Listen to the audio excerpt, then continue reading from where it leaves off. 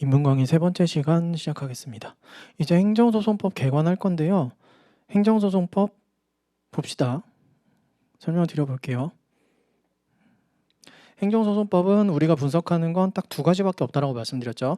나쁜 거를 받았을 때 법원으로 쪼로로 달려가서 나쁜 거 없애주세요 라고 하는 거. 그다음 두 번째는 좋은 것 좀 주세요 라고 했더니 안 줄 건데 라고 했을 때 법원으로 쪼로로 달려가서 제가 안 준다고 한 거 없애주세요. 이렇게 두 가지밖에 없습니다. 그게 어떻게 진행되는지 한번 봅시다.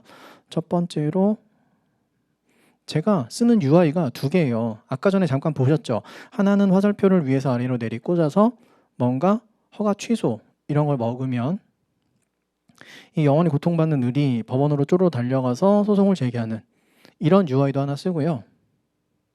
아니면 이런 것도 씁니다. 수평선을 그려서 쭉 보는 거죠. 봅시다. 처음에 허가 취소를 받았어요. 여러분들은 뭐가 되실 거죠? 세무사가 되실 거니까 과세처분을 먹어봅시다. 과세처분. 과세처분을 받으면 그래 내가 받아들여야지는 없다고요. 무조건 제기해야 돼요. 그리고 소송을 제기해야 되는데 앞으로 여러분들 무슨 소송 제기해야 될까요? 또 묻고 따지지도 않고 묻지도 않고 따지지도 않고 네. 취소 소송이요 라고 하시면 그냥 맞습니다. 아시겠죠? 뭐 제기해야 되죠? 취소 소송이요. 그냥 취소 소송이라고 하시면 돼요. 과세처분 취소 소송을 제기합니다. 과세처분 제기하는 소송을 제기하는 법원은 무슨 법원일까요? 행정법원입니다. 근데 법원이라고 쓰면 우리는 다 행정법원이에요. 우리가 민사법원에 소송을 제기하지는 않을 거니까. 물론 제기하는 경우도 있습니다. 수업 진행하다 보면. 그러면 왜 그렇게 제기한 거야? 빨리 옮겨야겠다. 뭐 이런 것도 나오고 그래요. 어쨌든 법원에 소송을 제기합니다. 법원에 소송을 제기하면요. 법원에서 원고가 뭐라고 주장하면서 소송을 제기했을까요? 원고는 이렇게 얘기했을 겁니다. 과세 처분 없애주세요. 즉 취소해 주세요. 해주삼. 이렇게 했겠죠. 과세처분 취소해 주삼. 그러니까 법원이 알겠어. 과연 그 과세처분이 위법한지 아닌지 살펴보자 라고 들어가겠죠. 아니 법원이 네가 취소해달라고 해서 무조건 취소해 주는 건 아닐 거잖아요. 그 과세처분이 적법하고 타당하게 잘 나온 거면 원고 청구 기각. 뭔 얘기야. 과세처분 제대로 나온 거 맞는데 돈 내 이러겠죠. 근데 원고의 말이 맞아. 즉 과세처분이 위법하단 말입니다. 그렇다면 취소해 줄게 이렇게 가는 거죠. 그 원고가 진정으로 원하는 건 과세처분을 취소해 달라는 것이고 법원은 과세처분이 위법한지 아닌지를 심리에서 판결을 하게 되는 거예요. 여기까지 이해되시죠? 말이 어렵지 않으시죠? 자, 소송이 제기가 되면 법원은 판결을 해야 됩니다. 맞죠? 법원이 판결을 하는데 무슨 절차를 거쳐서? 심리라는 절차를 거쳐서. 맞죠? 이 심리를 두 단계로 나눌 거예요. 여기가 엄청나게 중요한 부분입니다. 심리를 두 단계로 나눠서요. 원고가 진정으로 원하는 걸 심리를 해줘야 돼요. 그거 원고가 진정으로 원하는 걸 본안이라고 할게요. 본격적인 그냥 안건 정도로 생각하시면 됩니다. 이 소송에서 진정으로 원하는 건 처분이 위법하니까 취소해 주세요란 말입니다. 즉 처분의 위법성을 판단하는 거예요. 우리 법원은. 과세처분이 바로 그 처분이죠. 이 처분이라는 말이 앞으로 진짜 많이 나오게 될 건데 행정청이 행하는 어떤 액션이라고 생각하시면 됩니다. 그 액션이 과연 위법한지 아닌지를 따져보겠다는 거예요. 별로 어렵지 않으시죠? 이걸 심리를 그래서 2단계로 가져가는데 얘를 바로 본안심리라고 표현할 거고요. 자, 본안심리가 있는데요. 법원이 그러면 원고가 소송을 제기하는 순간 바로 그래. 내가 이거 처분이 위법한지 아닌지 따져봐 줄게 라고 바로 들어가지 않는단 말입니다. 일단 뭘 한번 살펴보죠. 형식적으로 이 소송이 적법하게 제기되었는지를 살펴봐요. 여기 그래서 심리가 2단계로 나뉘게 되는데 여기가 본안 심리였죠. 그러면 여기는 본안 전에 하는 심리라고 해서 본안 전 심리라고 표현합니다. 말은 어렵지 않죠. 본안 심리가 있으면 본안 전 심리가 있는 거고, 자, 본안 전 심리에서는 뭘 살펴본다고요? 본안 전 심리에서는 형식적으로 과연 이 소송이 적법하게 제기되었는지를 살펴보는데 그거를 소송 요건을 제대로 갖췄는지 심리한다라고 표현합니다. 소송 요건이 뭐가 있는데요? 대상적격, 원고적격, 피고적격, 협의의 소익, 제소기간, 행정심판 전취주의, 재판관날 이렇게 7가지가 있습니다. 외워야 되나요? 저절로 알게 되시는 겁니다. 제가 수업 시간마다 반복해 드릴 거고요. 그게 지금 제가 말씀드린 이 7가지가 우리 40문제 중에 10문제를 차지하는 거예요. 10문제. 그거를 따져보는 게. 자, 한 번씩 다시 살펴봅시다. 여기 위에서 살펴보시면 법원이 아니죠. 여기는 A 세무서장이 뭘 날렸죠? 과세처분이라는 걸 날렸습니다. 과세처분이라는 걸 날렸습니다. 그러면 소송이 제기가 되었죠. 소송이 제기가 되면 법원은 일단 첫 번째로 뭘 해야 되냐면 본안 전 심리를 해야 돼요. 그렇죠? 이 소송이 적법하게 제기된 건지 아닌지를 따져보는데 총 7가지를 따져본다 그랬죠. 첫 번째, 이 과세처분이 과연 행정청이 행하는 어떤 액션인데 과연 내가 이걸 소송의 대상으로 삼아서 심리를 해줄 만한 가치가 있는 걸까를 살펴본다는 거예요. 첫 번째, 대상적격. 이걸 대상적격이라고 표현합니다. 1번. 2번. 소송의 원고 자리에 을이라고 적었죠? 네가 과연 이 소송을 제기할 수 있는 원고가 될 수 있는 자격이 있을까? 2번. 원고 적격을 살펴보고요. 네가 소장에다가 A를 피고로 잡아놨거든. 과연 A가 피고가 될 수 있는 적법한 자격이 있을까? 피고 적격을 따져봅니다. 그 다음 4번째. 너는 지금 취소 소송을 제기했어. 근데 과연 네가 제기한 이 취소 소송을 통해서 너의 권리를 구제해 줄 만한 가치가 있을까? 이걸 협의의 소익이라고 표현합니다. 그럼 5번째. 이거 제소기간 안에 들어와 있는 소송이야? 제소기간이라는 게 정해져 있거든요. 이런 액션, 처분이 나오면 그 처분 등을 안날로부터 90일 안에 소송을 제기해야 된다라는 법조문에 안날 90일이라는 게 있어요. 있은 날 1년 2가지가 있거든요. 그 안에 소장이 들어온 게 맞아? 제소기간 따져보고요. 그 다음 이게 과세처분이면요. 우리나라에서 과세처분이라는 건 굉장히 좀 전문적인 영역 아닙니까? 그래서 우리가 지금 되려고 하는 세무사 자격도 마찬가지고 우리나라에서 국가기관으로도 세금에 관련된 문제를 심판하는 기관이 존재해요. 조세심판원이라고 들어보셨나요? 조세심판원, 사람이 아니고 원감사원처럼 원입니다. 대전에 있어요? 세종시에 있어요? 둘 중에 한 군데 있어요. 조세심판원을 한번 거치고 와야 돼요. 바로 법원으로 오면 안 받아줍니다. 조세심판원에 갔다가 조세심판원에서 원하는 결과를 을이 받지 못하고 까이면 그제서야 소송으로 올 수 있게 되어 있어요. 반드시 조세심판원 들려야 되나요? 감사원에 들렸다 와도 되고요. 아니면 국세청장한테 심사 청구했다가 까이고 와도 됩니다. 3가지 중에 하나는 반드시 거치고 와야 돼요. 그걸 행정심판을 한번 거쳐야 된다고 표현하거든요. 그래서 여기 6번 행정심판 전치주의라고 써볼게요. 아까 전에 한번 들어본 것 같긴 한데 행심전치 그죠? 행심전치. 그 다음 마지막 7번째. 너 이거 우리 법원에 제출했거든. 과연 우리 법원이 이거를 재판할 수 있는 관할권이 있을까? 우리 법원이 이거 심리할 수 있는 권한이 있을까? 재판 관할까지. 이렇게 총 7가지 요건을 따져보고 오케이 해서 7가지 요건이 딱 통과가 되면 본안전 심리 통과. 이제 본안 심리 네가 진정으로 원하는 이 처분이 위법한지 아닌지를 따져봐 줄게. 이렇게 들어간다는 겁니다. 이해가 되시죠?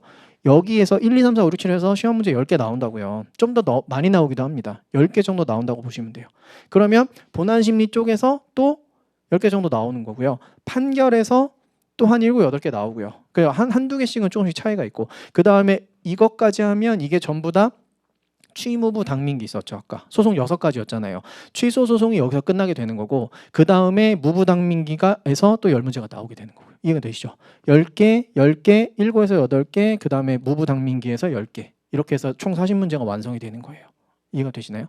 그래서 본안전 심리는 소송 요건을 따지는 겁니다. 소송 요건. 이거 우리 시험 범위 가장 중요한 소송 요건 시험 범위 7가지. 소송 요건이 바로 얘네들이다.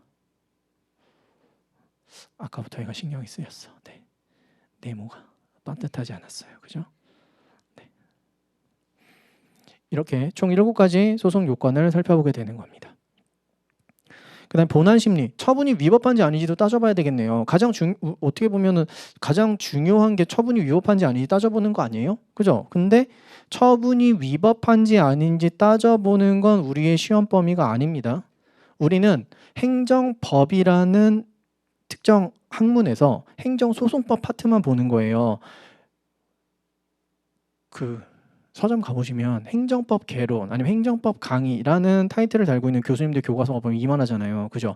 그 중에서 행정소송법 파트를 딱 뽑아보면 얼마 안 돼요. 한 5분의 1도 안 될걸요? 그 많은 책에 앞쪽에 있는 행정작용법도 있고 막 이런데 그런 것들에서 살펴보는 게 과연 그 처분이 위법한지 아닌지를 따져보는 내용이라고 보시면 됩니다.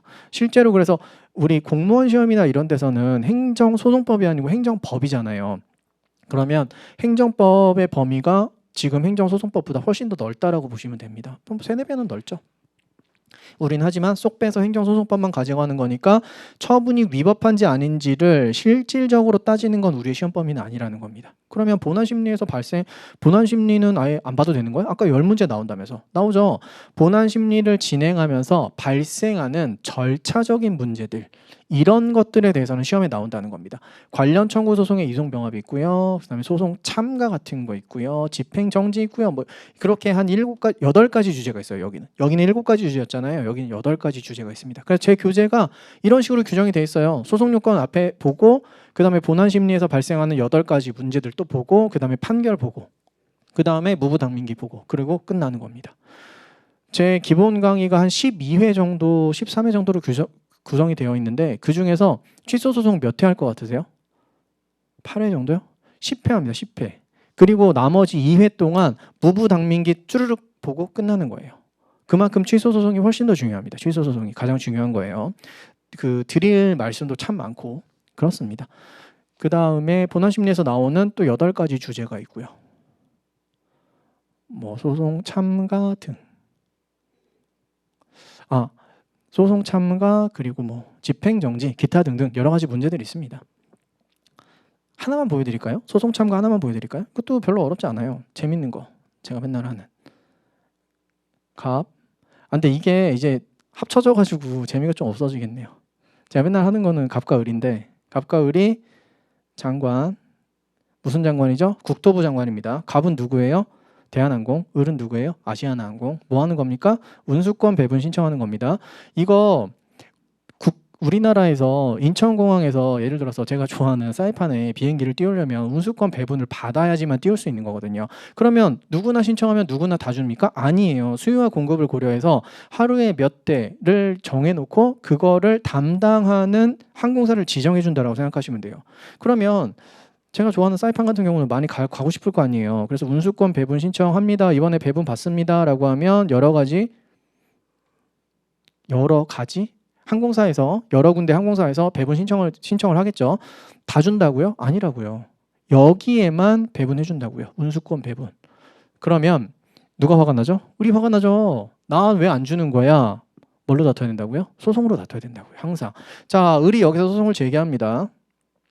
무슨 소송이에요? 라고 물어보면 무조건 취소 소송. 잘 몰라요. 우리는 잘 모르는데 그냥 무조건 취소 소송이에요. 그죠? 그럼 뭘 취소해 달라는 거예요? 갑에 대한 이 배분을 취소해 달라는 걸 거잖아요. 나에 대해서는 아무것도 안 나왔잖아요. 그럼 나에 대해서는 뭐 취소해 달라고 할 게 없네. 그러니까 갑에 대한 배분을 취소해 주세요라고 할 수밖에 없는 거예요. 우리 그렇게 할 수 있어요? 네, 할 수 있다라고 봅니다. 그리고 여기는요. 실제로 안 나오긴 했지만 거부가 있는 것과 똑같은 걸로 봐요. 그래서 갑에 대한 배분 취소 소송을 제기할 수도 있고요. 아니면 을에 대한 배분 거부에 대해서 소송을 제기할 수도 있습니다. 어쨌든 이번에는 갑에 대한 배분 처분, 운수권 배분 처분에 대해서 취소 소송을 제기했다라고 해봅시다. 그러면요. 이 소송을 한번 뜯어봅시다. 이 소송. 원고 누구예요? 지금 누가 소송 제기했어요? 짜증나는 사람. 을이잖아요. 그렇죠? 피고 누구예요? 처분을 받은 갑일까요? 아니에요. 처분을 행한 장관입니다. 장관이에요. 국토부 장관. 지금 여기 보통 A라고 많이 쓰니까 A 장관이 됩니다. 그런데 이 소송에서 결과에 따라서 지금 잠 못 자는 사람은 누구예요? 갑 아니에요? 근데 소송의 당사자는 아니에요. 갑은. 어떻게 해야 돼요? 이 소송에 들어와서, 이 소송에 뛰어들어와서, 당사자는 아니지만 뛰어들어와서 아니에요, 지금 A 장관이 저한테 해준 운수권 배분은 적법한 겁니다 라고 장관 편을 들어서 막 싸워야 되지 않을까요? 그죠? 그게 바로 소송 참가입니다. 원고인 을이, 즉 이런 거를 경원자 소송 세팅이라고 해요. 이런 경우 되게 많겠죠. 그죠? 어업권 면허 뭐 이런 거 있거든요. 어업권 면허라든지 뭐 운수권 배분 이런 거 해줄 때 자 이제 신청하세요라고 하면 쭈르륵 신청하죠. 그러면 누구에게만 딱 해줘요. 그럼 나머지 못 받는 사람이 소송 제기하는 거. 이건 경원자 관계라고 하고, 그랬을 때 허가를 받은 사람의 허가가 다 터지는 거잖아요. 그러면 이 사람은 이 소송에 참가할 수 있게 되는 겁니다. 이런 걸 제3자의 소송 참가라고 해요. 즉 갑은 이 소송에서는 제3자가 맞죠. 소송의 당사자는 아니니까. 그럼에도 불구하고 이 소송에 뛰어들어와서 피고 측 편을 들어서 같이 플레이어로 싸울 수 있게 해준다는 말입니다. 이게 바로 제3자의 소송 참가라는 거고, 이게 바로 여기에서 분석하는 주제인 겁니다. 이 본안 심리에서 분석하는 주제 중에 하나가 제3자의 소송 참가인 거예요. 아시겠죠? 그러면 갑한테 엄청나게 많은 권한을 줘야 될까? 아니면 그래도 당사자는 아니니까 그래도 당사자보다는 좀 낮은 권한을 줘야 될까? 이런 것들이 문제가 되는 겁니다. 여기서는 당사자와 거의 동일한 권한을 줍니다. 왜냐하면 내 허가가 달려있잖아요. 내 허가가 지금 남들에 의해서 다퉈지고 있잖아요. 나는 여기에서 제대로 내가 주장하지 못해서 내 허가가 날아가면 엄청나게 화가 나는 상황일 거 아닙니까? 그래서 이 제3자의 소송 참가에서 제3자의 지위는 당사자의 지위에 거의 준한다로 생각을 하고 관련된 세부적인 내용들을 살펴보면 되는 거예요. 이해가 되시죠? 이런 것들, 뭐 집행정지, 기타 등등 그런 문제들 8가지 주제들을 살펴보게 될 겁니다. 그래서 큰 덩어리 이거 하나 봤고요. 그다음 두 번째 덩어리 이거 하나 볼 거고요. 그 다음에 판결 파트, 또 여기가 되게 중요하고 좋은 부분이죠. 수험적으로. 본안전 심리에서 여기 아까 보시면 과세처분이 과연 이 취소소송의 대상으로 삼을 만한 적법한 자격이 있어라고 물어보면 있어요. 과세처분은. 그런데 애매한 것들도 있어요. 군의관이 신체 등위 판정을 해줍니다. 신검 받으러 가면, 신체검사 받으러 가면 군대 가기 위해서 신체 등위 판정을 해주는데 1급, 2급, 3급 뭐 이런 식으로 나올 거란 말이에요. 1급을 딱 받은 사람이 나 왜 1급이지? 나 3급인데? 라고 하면서 소송을 제기할 수 있을까요? 군의관의 신체 등위 판정에 대해서? 애매하죠. 네. 안 된다는 게 우리 판례의 태도고 굉장히 자주 나오고 있습니다. 최근 10년 동안 한 5번 넘게 나온 것 같아요. 군의관의 신체, 그래서 결론은 군의관의 신체 등위 판정 대상 적격 없음. 그래서 소송은 까여야 돼. 그냥 이렇게 가는 거예요. 결론은. 근데 결국에는 왜 그런지가 궁금하기도 하고 그런 것들을 이제 수업 시간에 자세하게 설명드릴 건데, 즉 대상 적격이 해당하는지 아닌지는 개별 판례들이 시험에 되게 많이 나와요. 그럼 그 개별 판례들이 과연 대상 적격에 해당하는지 아닌지, 대상 적격, 이 소송 요건 7개 중에서 대상 적격이 가장 중요하거든요. 보통 1년에 한 3, 4문제 나옵니다. 3, 4문제. 그럼 한 문제당 5개의 선택지라고 하면 3문제라고 따져도 15개고, 그럼 15개의 판례가 보통 등장한다는 거잖아요. 거기에 최근 10년간 판례만 항상 나오느냐? 그거 아니에요. 새로운 판례들이 막 끼어 나온단 말이에요. 즉 이런 곳에서 문제를 틀리면 틀려야 되는 거예요. 새로운 판례들은 다 보고 갈 수는 없어요. 그 많은 판례들을 어떻게 다 보고 가겠습니까?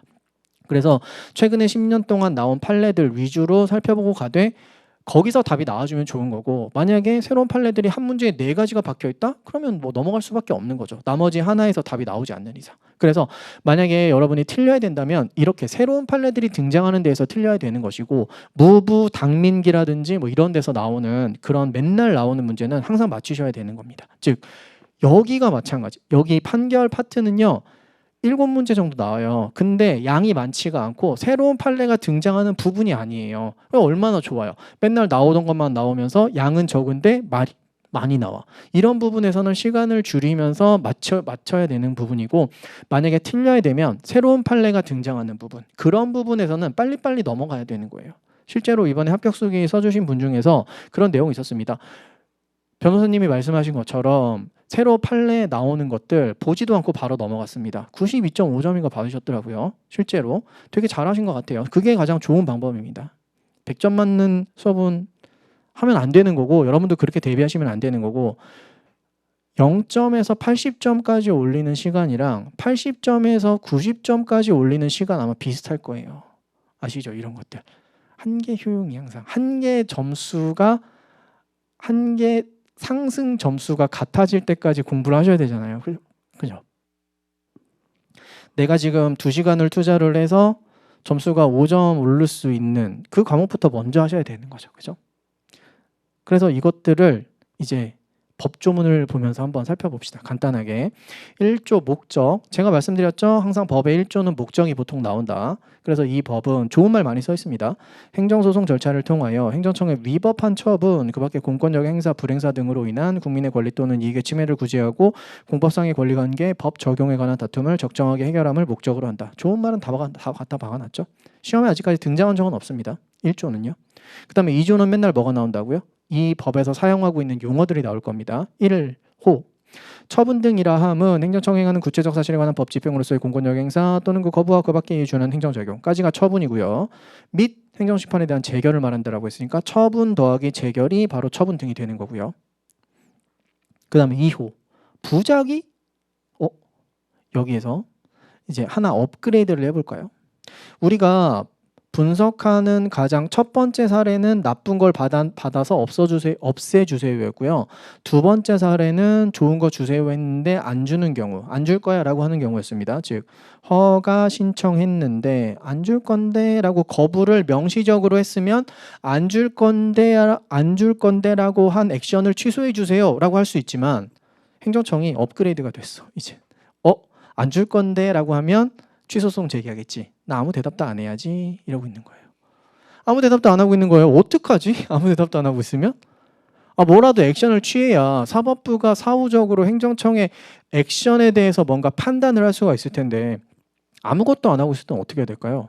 법에서 만들어 놨습니다. 아무것도 안 하고 있는 게 위법하다는 걸 확인해 주세요라는 소송을 가능하게 합니다.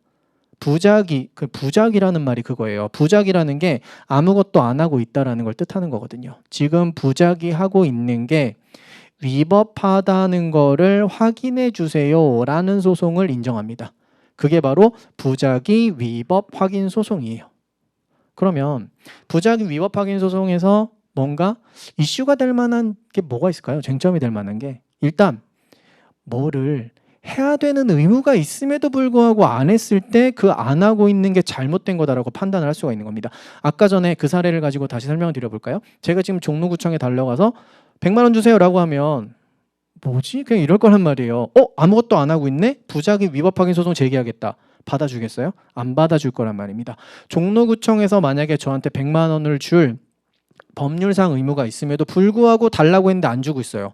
아무것도 안 하고 있어. 거부도 안 하고. 그렇다면 부작위 위법 확인 소송 제기할 수 있을 겁니다. 근데 만약에 그런 걸 할 의무조차도 없어요. 그럼에도 불구하고 아무것도 안 하고 있다고 해서 내가 소송을 제기하면 받아주지 않겠죠. 즉 나한테는 뭐가 있어야 되죠? 신청권이 있어야 되고 신청할 수 있는 권리, 행정청 쪽에는 뭐가 있어야 되죠? 처분을 해야 될 의무가 있음에도 불구하고 안 했을 때 부작위가, 즉 우리가 분석해야 되는 법률상 부작위가 성립하게 되는 겁니다. 이해가 좀 되세요? 그래서 허가 신청해서 거부가 나오면 오히려 좋은 거예요. 거부 처분 취소송 바로 제기하면 되니까. 근데 아무것도 안 하고 있으면 굉장히 복잡해집니다. 부작위 위법 확인 소송 제기하는데 이거는 진짜 엄청나게 간접적인 권리 구제의 수단, 소송에서 이기더라도 원고가 내가 진정으로 원하는 허가를 받기까지 아직까지 산이 너무 많이 남아 있어요.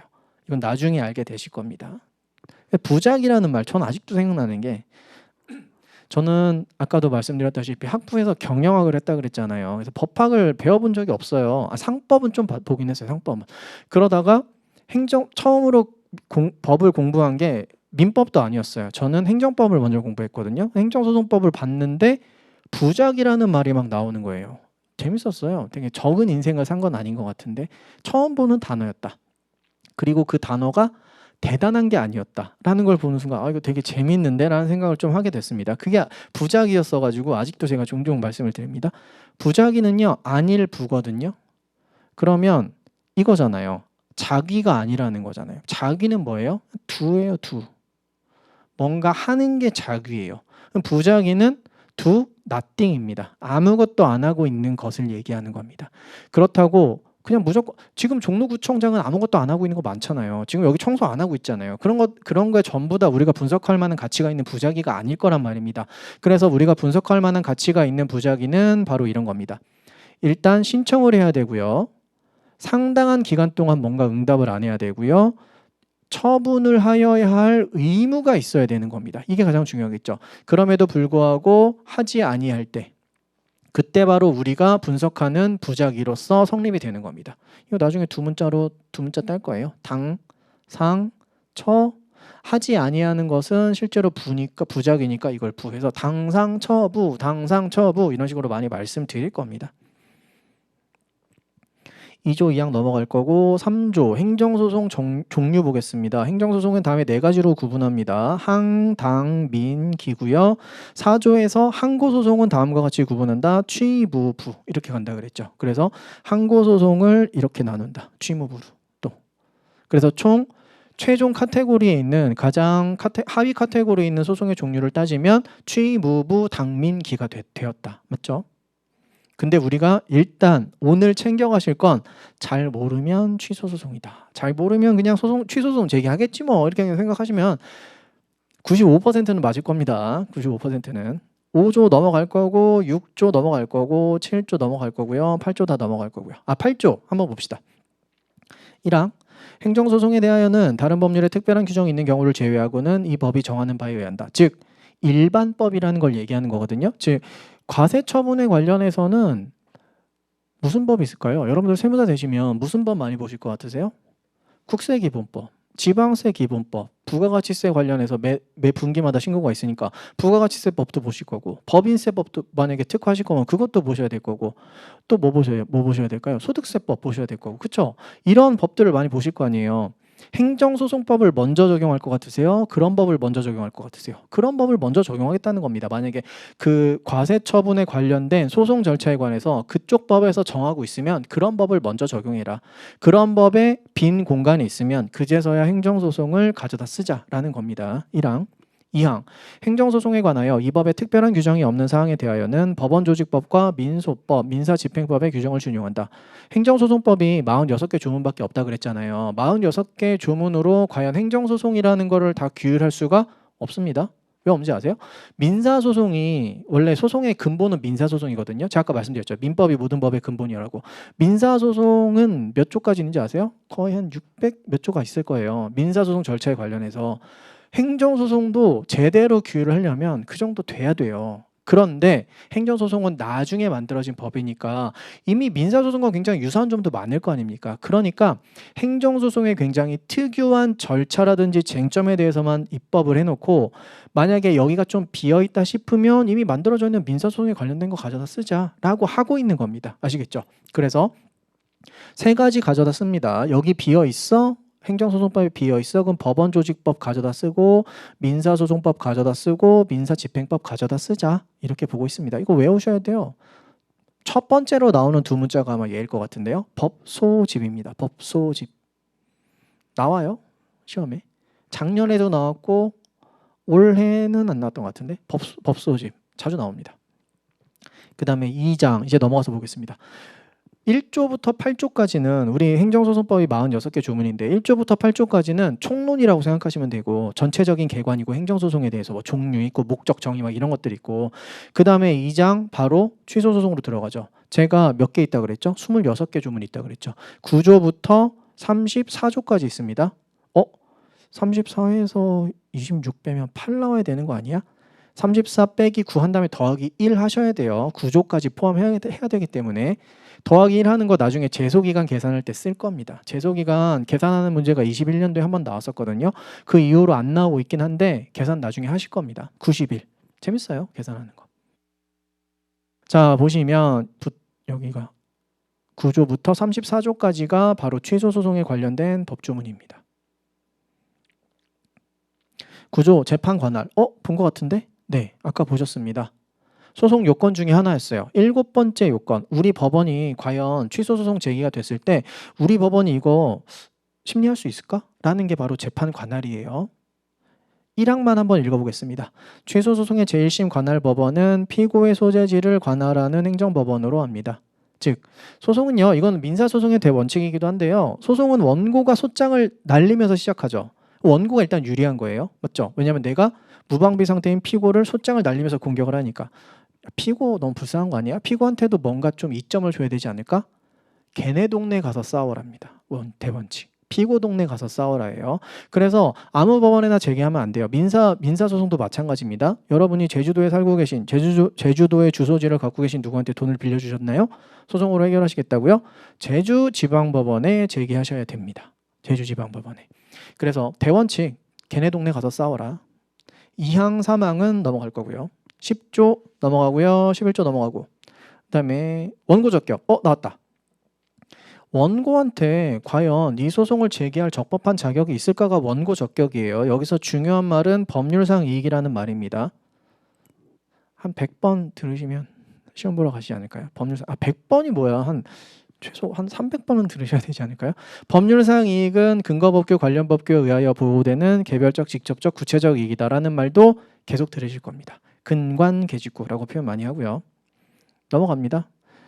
민사소송과 약간 다른 점이 뭐냐면 민사소송은 원고 적격, 피고 적격 같은 걸 뭐 심하게 요구하지 않아요. 내가 소장을 제출하면서 소장에다 원고라고 쓰면 그냥 그 사람이 원고고요.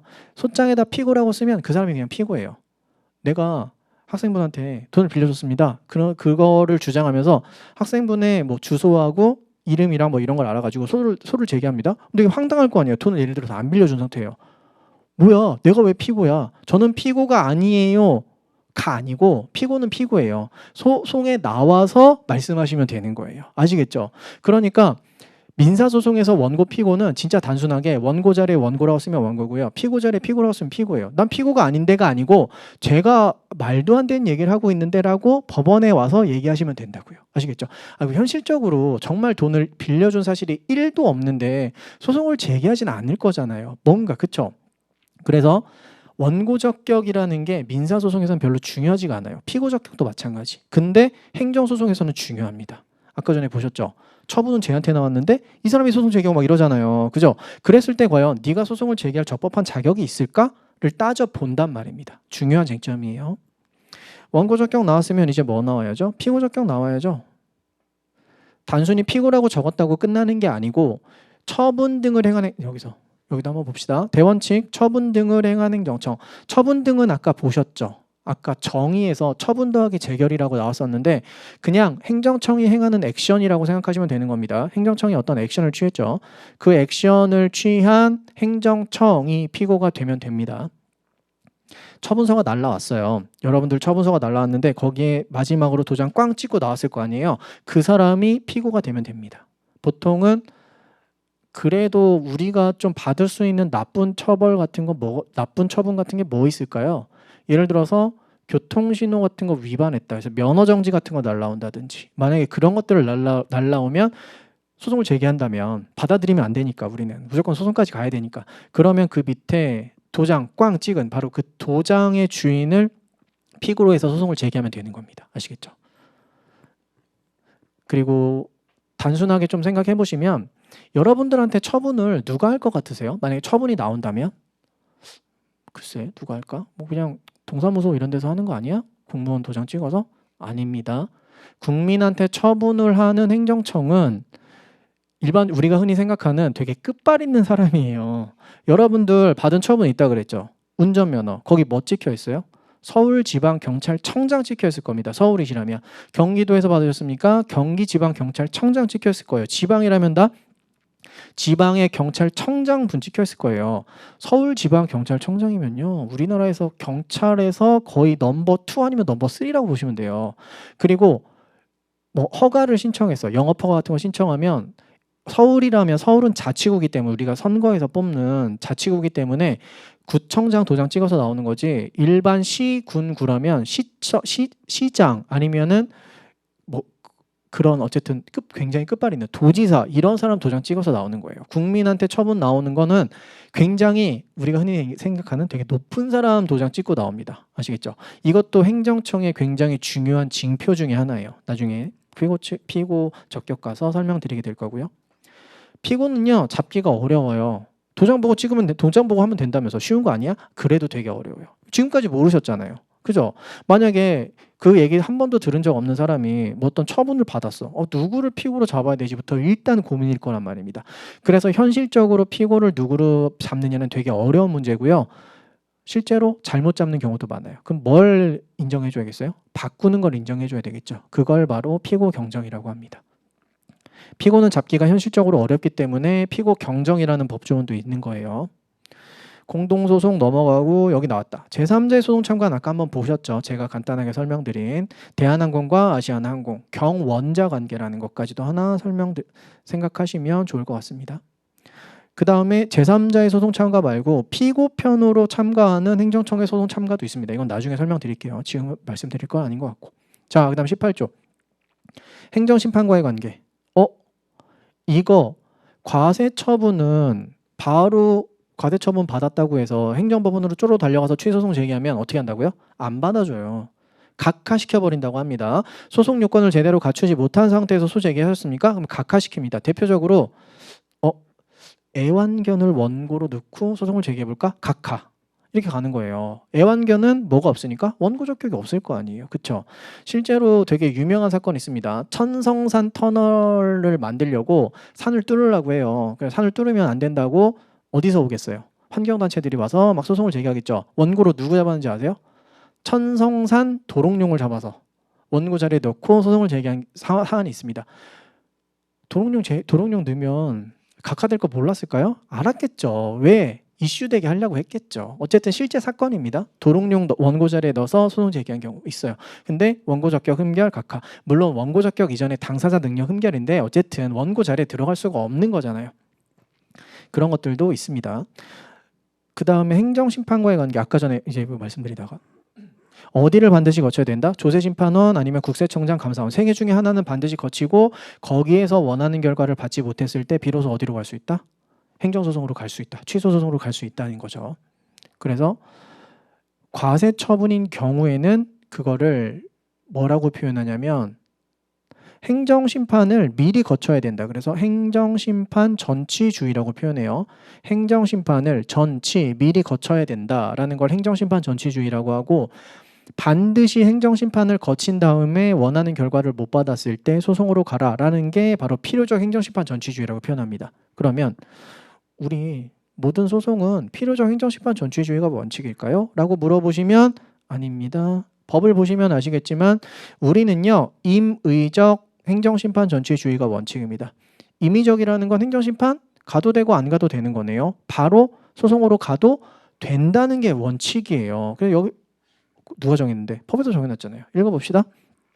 1항 취소소송은 법령의 규정에 의하여 당해 처분에 대한 행정심판을 제기할 수 있는 경우라고 하더라도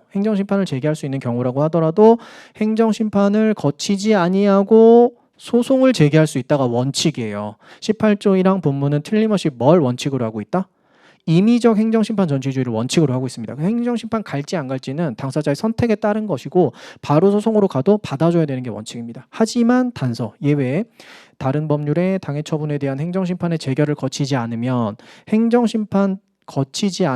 소송을 제기할 수 없다는 규정이 있다라면 그것을 반드시 거쳐야만 소송을 제기할 수 있다. 이렇게 읽을 수 있다 그랬죠. 그래서 본문 우리 행정소송법의 대원칙은 임의적 행심 전치입니다. 하지만 예외적으로 개별 법률에서 규정을 하고 있다면 필요적 행정심판 전치주의가 될 수도 있다는 거고 과세처분은 18조 1항 단서에 해당하는 겁니다. 국세기본법 같은데 규정이 들어있기 때문이에요. 아시겠죠? 넘어갑시다. 18조. 19조 나왔다. 엄청나게 중요한 취소소송의 대상입니다. 대상 적격이죠. 이게 바로. 취소소송. 뭘 대상으로 해야 되는 거예요? 행정청의 액션을 대상으로 해야 된다고 그랬잖아요. 근데 그 액션에서 가장 중요한 개념 징표가 우리 판례는 이렇게 얘기하고 있습니다. 물론 아까 2조 1항 1호에서 처분 등에 대해서 정의를 하고 있었어요. 처분은 행정청이 행하는 구체적 사실에 관한 법 집행으로서의 공권력의 행사 또는 그 거부와 그 밖에 예준하는 행정작용이라고 되어 있거든요. 그런데 거기에 빠져 있는 거를 우리 판례가 정확하게 짚고 있습니다. 즉 그 처분, 행정청의 액션으로 인해서 당사자, 상대방의 권리, 의무에 직접적으로 영향을 미쳐야 된다라는 요건을 추가하고 있습니다. 영업허가 취소를 먹으면 더 이상 영업을 할 수 없게 되는 거고 과세처분을 받으면 뭔가 납부해야 되는 의무가 생기는 거고 그렇죠? 그래서 권리 의무를 건드려야만 취소소송으로 갈 수 있다는 거예요. 아시겠죠? 군의관의 신체 등위 판정이 있었죠. 걔는 그러면 어떻게 판단했을까요? 그걸로는 그 신체 등위 판정을 받은 당사자의 권리 의무를 건드리지 않았다고 보는 겁니다. 1급 나오면 현역으로 가야 되잖아.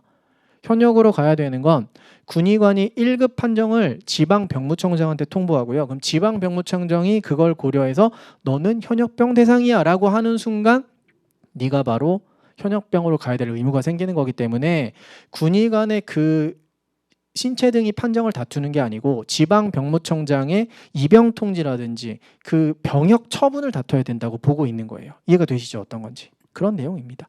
그래서 이건 너무 깔끔하죠? 법조문이 처분 등을 그냥 대상으로 한다라고 돼 있고 뭐 단서가 있고 단서도 엄청 중요한 내용인데 이건 약간 난이도가 있으니까 여기서 안 할 거고요. 법조문이 짧으면 판례가 많이 나오고 법리가 어렵게 구성이 됩니다. 오히려 법조문이 많으면 그 법조문만 잘 분석하면 되는 거예요. 대상은 넘어갈 거고 그다음 제소기간. 제소기간 안날 90일 그리고 있은 날 1년 이렇게 두 가지입니다. 둘 중에 하나가 먼저 지나면 끝나요. 안날 90일은 진짜 금방 흘러갑니다. 그래서 행정법에서는요. 엄청 내가 어떤 불이익한 처분을 받고 잠깐 깜빡하면 다시는 못 다투게 되는 거예요. 그냥 받아들여지고 끝나는 거예요. 그 처분이 위법하더라도. 갑자기 여러분한테 10억 과세 처분이 나왔습니까? 어떡하지?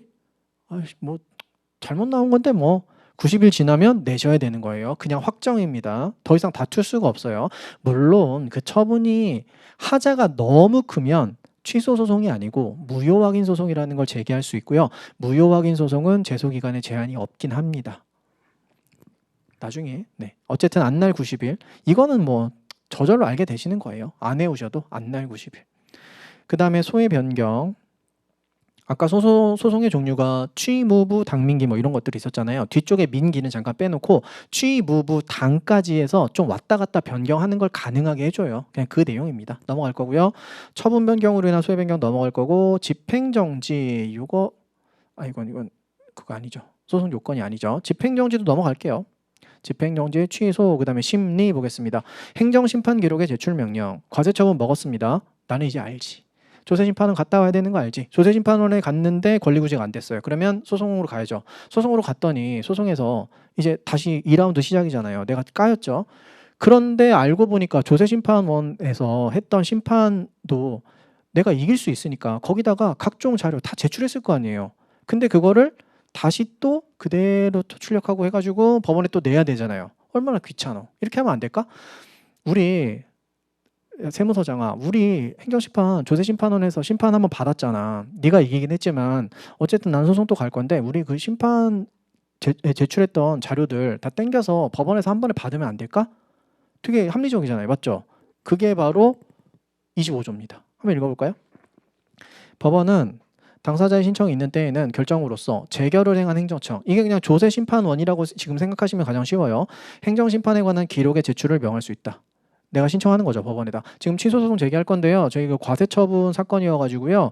조세심판원 갔다 왔고요. 조세심판원에 제출한 거 많거든요. 거기서 싹 다 기록 넘겨받아서 한번 검토해봐 주십시오. 가능하다. 되게 쉽죠?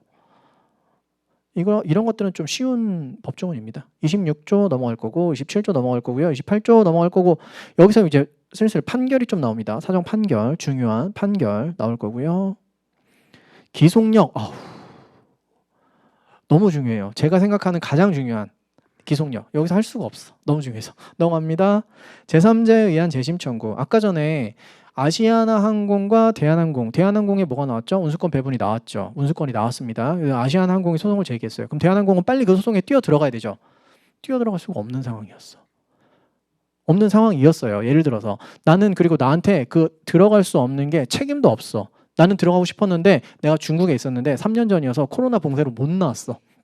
그래서 그럼 현실적으로는 재판 정지해 주거든요. 잠깐. 근데 재판 정지도 안 되는 상황이었어. 막 가정을 하는 거예요. 그래가지고 재판이 진행이 됐어. 그래서 대한항공의 허가 날라갔어. 그리고 나서 나는 들어왔지. 그럼 뭐 해야 되죠? 재심 청구할 수 있게 기회 한번 주겠다는 겁니다. 아시겠죠? 제3자의 소송 참가에서 연결되는 쟁점이에요. 제3자에 의한 재심 청구. 내 허가가 쟤네끼리 다퉈지고 있는데 나 들어가려고 했는데 뛰어들어갈 수가 없는 상황이네. 나한테 책임도 없어. 거기에 대해서. 나한테 책임이 없는 사유가 판례가 없어요. 근데 지금까지.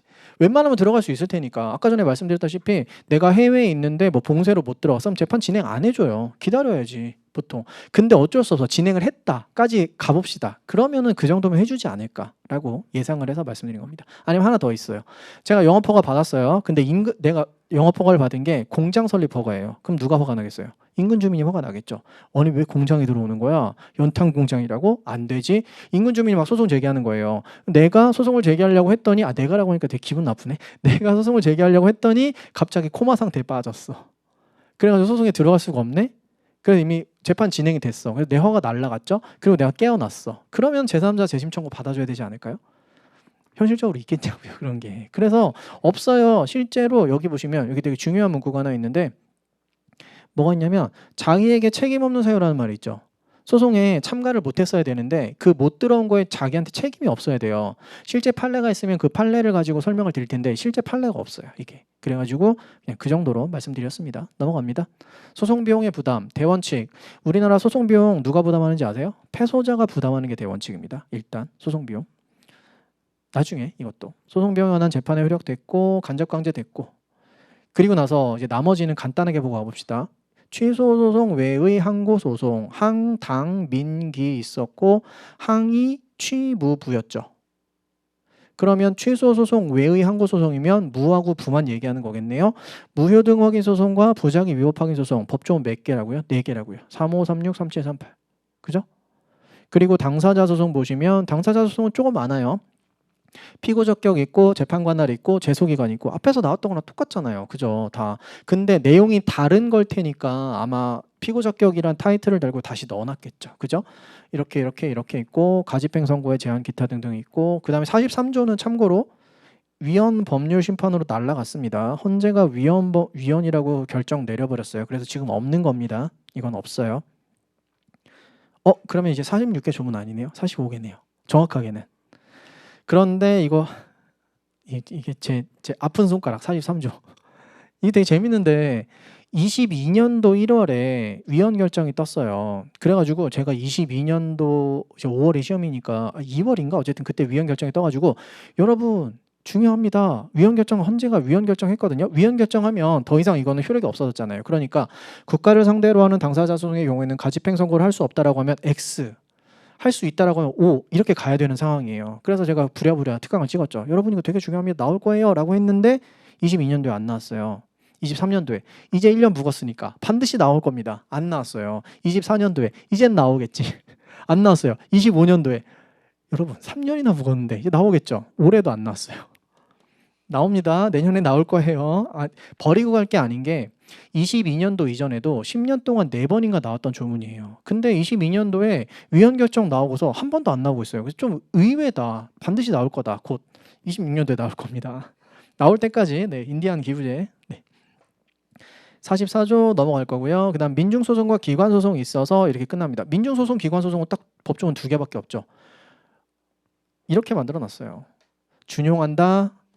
가져다 쓸 거야. 가져다 쓸 거야. 뭘 가져다 쓰냐면 우리 취무부 당민기였죠. 민기는 취소 소송에 관한 규정도 가져다 쓸 거고 부에 관련된 규정도 가져다 쓸 거고 당에 관련된 규정도 가져다 쓸 거야. 이렇게 규정하고 있어요. 다 가져다 쓴다는 얘기잖아요. 그렇죠? 너무 대충 만들었는데 법조문을 실제로 준용하지 않는다라고 나오면 그냥 틀린 선택지예요. 되게 쉽게 나온단 말이에요. 되게 쉽게.